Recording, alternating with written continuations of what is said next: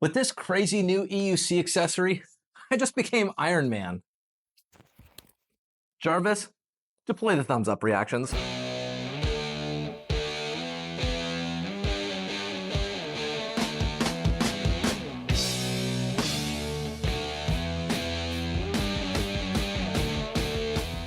Today I'm testing the Motoeye E6 Plus, a heads-up display that was originally intended for motorcycle riders.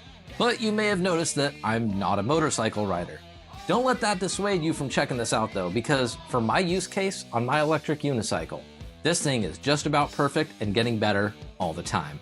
Motorcyclists have the freedom of handlebars.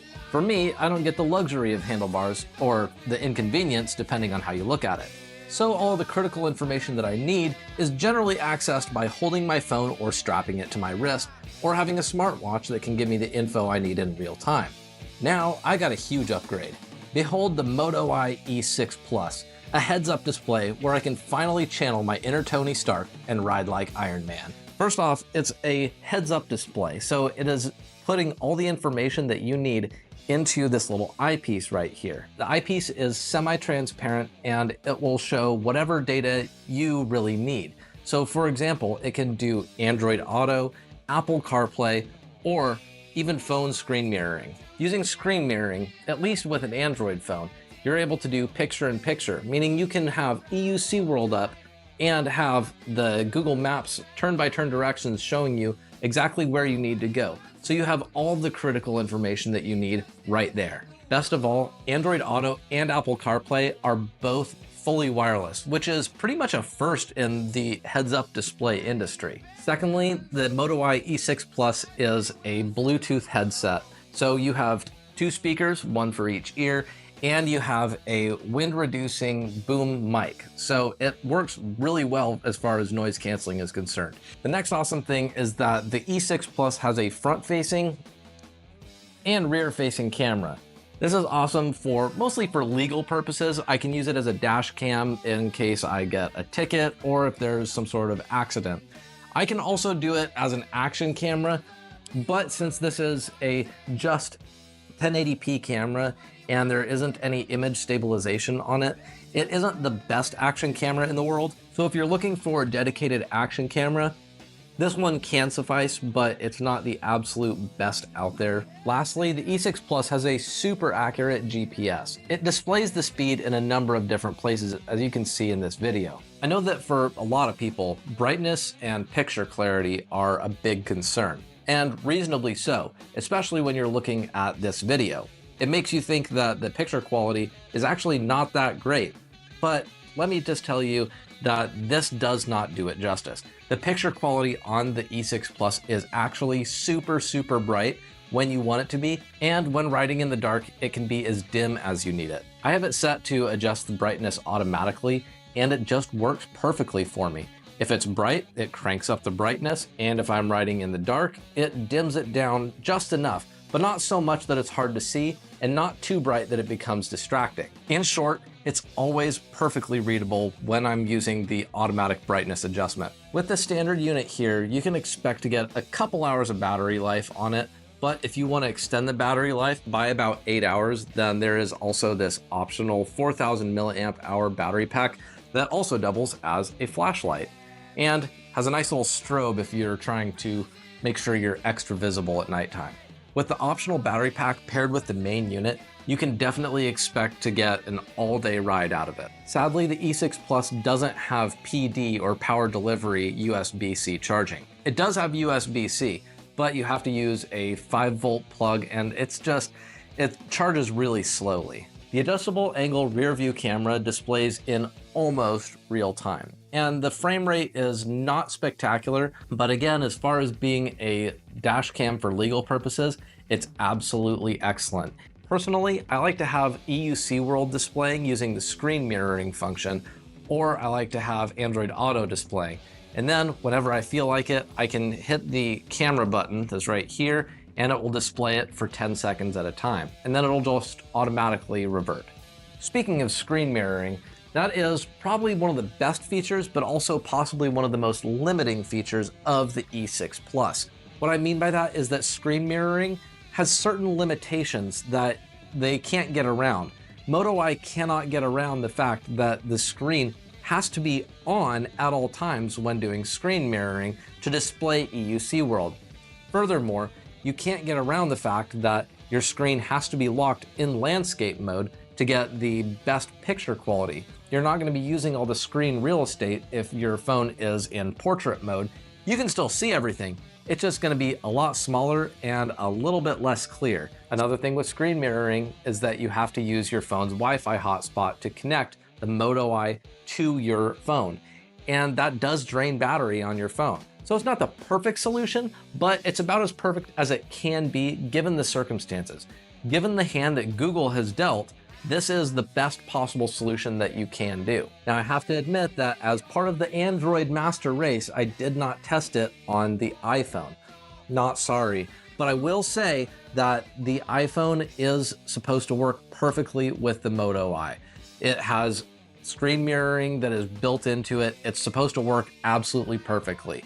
There's, so far, what I've seen online, there's no complaints about it not functioning with the Motoeye, but you're not going to be able to display EUC World. You're going to have to display Darkness Bot. Speaking of which, I do have confirmation from the developer of EUC World that he is going to be developing native integration with Motoeye. So that means that once you fire up EUC World, you're going to have EUC World also able to display natively without having to use screen mirroring, without having to use Android Auto. You're going to have it functioning up in your eyeball right here. I did try to convince the developer of Darkness Bot to do the same. I really tried, but he just seemed like he had absolutely no interest.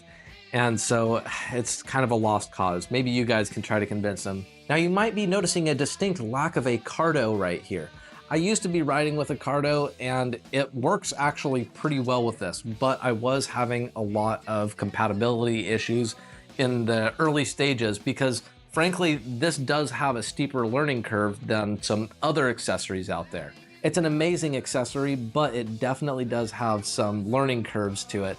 And in doing so, I thought that I had a compatibility problem with my Cardo. So I removed my Cardo and now I'm just using the stock Motoeye headset with microphone. But they do work together and they work together very well. I just happened to take it off because I didn't know what I was doing properly. But yes, you can use your Cardo or any third-party Bluetooth headset that is already pre-installed on your helmet, and it will pass through the audio or even the voice commands, such as, "Hey Cardo, volume up," or whatever that you need. It will work interchangeably. It'll work perfectly with the Motoeye. It does, however, remove the ability for you to use the physical buttons on your Cardo, so you have to use the remote here instead, or voice commands. One slight annoyance that I had was the mounting of the unit. I had to use a whole bunch of VHB tape that was, honestly, it's nice that they included a whole bunch in there so I didn't have to buy more, but just mounting it using the included pre-mounted tape on here, it wasn't secure. So I had to add some more to make it nice and secure on there. And this one is kind of on me, but this is generally designed to be mounted on your handlebars for a motorcycle. But where are my handlebars? I just have to throw it on my helmet. So I put a whole bunch of VHB tape and I stacked it on here just to make it stick onto my helmet. This is the best solution that I could come up with. Some people might suggest putting it on their gloves or even holding it, but since I have a tendency to lose things, this is the way that I suggest doing it. The nice thing is that these buttons are pretty raised here, and so even with wearing my E-Rides Max P1 gloves, they have pretty good dexterity. I can feel what I need to and just press the buttons pretty easily. You might think that this obstructs my vision, having something right in front of my eye, but in reality, it's above my eye. So if I need to ever look at the picture on the HUD, I just have to look up, and then I just keep looking forward to see the road around me. It's really not much of an obstruction. As much as I love the rear view camera on the E6 Plus, there's just nothing that will truly be able to compare to just having a good old-fashioned mirror.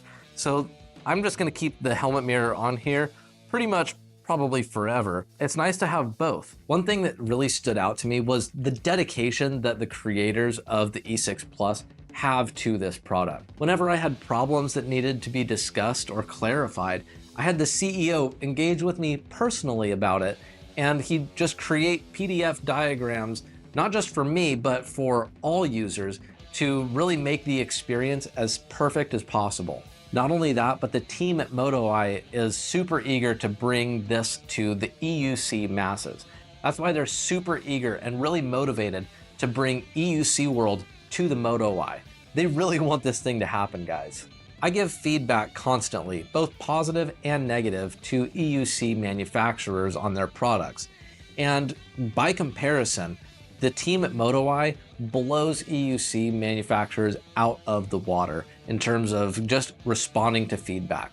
If there's a problem that I'm encountering, they take it on themselves to either try to solve the problem or explain in great detail why they're unable to solve the problem. This is oftentimes in contrast to EUC manufacturers who will sometimes just ignore the feedback that they're receiving until there's a cacophony of people screaming, hey, you need to fix this, and it affects their bottom line. With the whole team at Motoeye, if there's a single problem, they personally take it on themselves to try to solve it immediately. As I said in this video, the E6 Plus isn't completely perfect because it was originally designed around motorcycle users, but it's about as perfect as they can make it, and they are always working to improve their product. So I wholeheartedly recommend this, and I feel just completely naked without having it. Really, it's an all-in-one product. I mean, you have your heads-up display where you can see your EUC World dashboard. You have your Bluetooth headset, a microphone. You have a rear view camera, and if you buy the front view camera, you can have that as well. And also a battery pack with a flashlight. They thought of everything. And that's what I really love about this. This is a nerd's dream come true. Now, at publishing time, nextgenmobility.org is the only vendor worldwide that is selling the E6 Plus as opposed to the E6. And it's the same price as the E6, so you might as well get the upgraded version. I did purchase this product with my own money, but I do also earn a commission for any of these that are purchased through Next Gen Mobility. I hope I've shown through this review that I'm not really pulling any punches on this product. In fact, I'm trying to be extra critical of this product because of the potential conflict of interest, but ultimately, the opinions of this product are still my own, and I really, really like it. So that's all for today's video. Thanks for joining me, and I'll see you next time.